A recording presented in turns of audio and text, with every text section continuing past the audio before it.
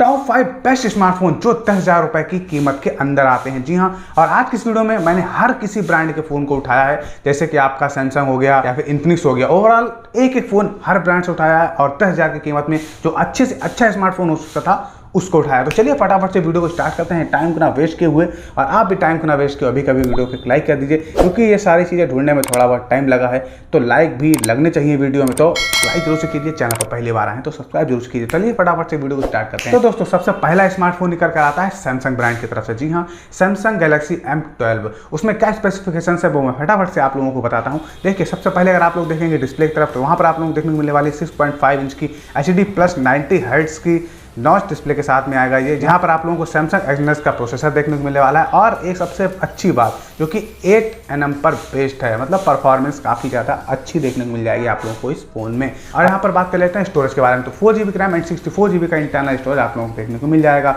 और उसके साथ में आप अपनी जो मेमोरी है उसको एक्सपेंड कर पाएंगे 1 TB तक। जी हाँ, तो यहाँ पर अगर बात कर लेते हैं कैमरा सेटअप के बारे में, तो यहाँ पर आप लोगों को क्वाड कैमरा सेटअप देखने को मिलने वाला है। 48 megapixel plus 5 megapixel plus 2 megapixel plus 2 megapixel.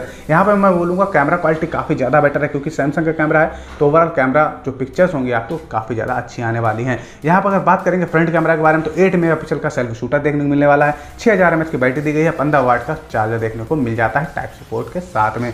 और यहाँ पर अगर ओवरऑल प्राइसिंग की बात करेंगे तो लगभग 9,649 रुपये का आपको इसका प्राइस पॉइंट देखने को मिलेगा। और दोस्तों दूसरा फोन निकल कर आता है माइक्रोमैक्स की तरफ से। जी हाँ, माइक्रोमैक्स इन I।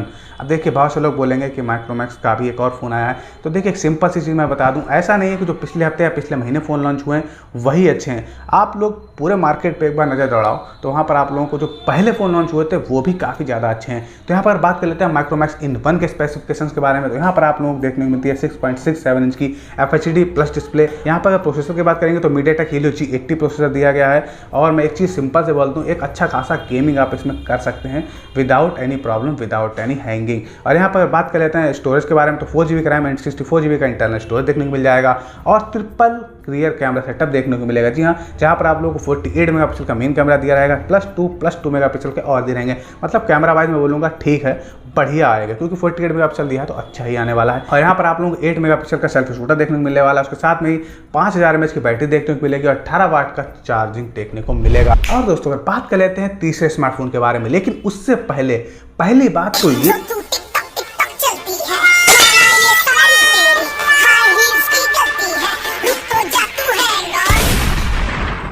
पहली बात तो ये कि ये फ़ोन जो मैं बताने वाला हूँ, this is the one of the best smartphone under 10K। जी हाँ, मोटो G10 पावर। यहाँ पर अगर स्पेसिफिकेशंस की बात करेंगे तो यहाँ पर आप लोगों को देखने को मिलती है 6.5 इंच की HD+ display.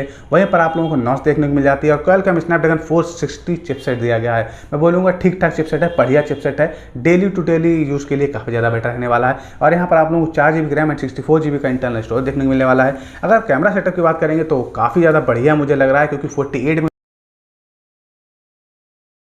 Quad camera setup आप लोगों को देखने को मिल जाता है।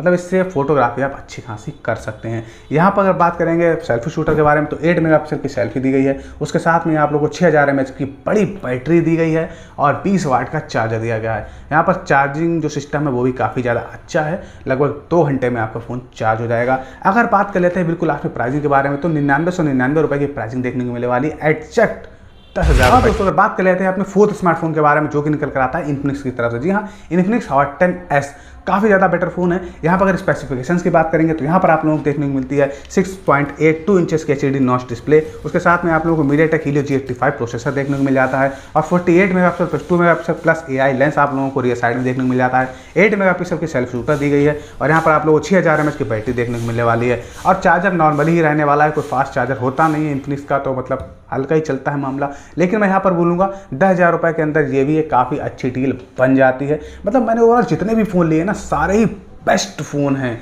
अपने अपने ब्रांड के अकॉर्डिंग। जी हाँ, उस पर्टिकुलर ब्रांड में जो एक पर्टिकुलर फ़ोन हो सकता था सबसे बेस्ट वही लिया जाए। यहाँ पर अगर बात कर लेते हैं अपने फिफ्थ स्मार्टफोन के बारे में, जो कि निकल कर आता है Realme की तरफ से। देखिए, मेरा कोई भी प्लान नहीं था इस फ़ोन को रखने का इस सीरीज़ में, लेकिन क्या है कि इस फ़ोन में मतलब narzo 30A में जो आप लोगों को 9,000 में स्पेसिफिकेशन मिल रहे हैं, वही MI में लगभग 10,000 रुपये या 10,500 रुपये खर्च करने पे मिल रहे हैं। तो मैंने MI का इसमें कोई भी फ़ोन नहीं लिया है, क्योंकि यार मुझे ऐसा लगता है कि MI के फ़ोन में मतलब 6, 7, 8 महीने के बाद क्या स्पीकर में प्रॉब्लम आना स्टार्ट हो जाती है। पता नहीं क्यों, मैंने जितने फ़ोन लिए उनमें यही हुआ है। तो पहले अगर बात कर लेते हैं Realme Narzo 30A के स्पेसिफिकेशन के बारे में, तो यहाँ पर आप लोगों को देखने को मिलती है 6.5 इंच की HD डिस्प्ले।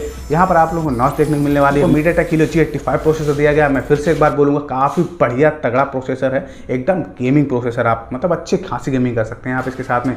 और यहाँ पर आप लोगों को 3 GB रैम एंड 32 GB का इंटरनल स्टोरेज देखने को मिल जाता है। और कैमरा सेटअप की बात करेंगे तो 13 मेगापिक्सल प्लस 2 मेगापिक्सल का आप लोगों को रियर साइड में कैमरा मिल जाता है। 8 मेगापिक्सल का सेल्फी शूटर मिल जाता है और उसके साथ में 6000 mAh की बैटरी है 18 वाट फास्ट चार्जिंग के साथ में।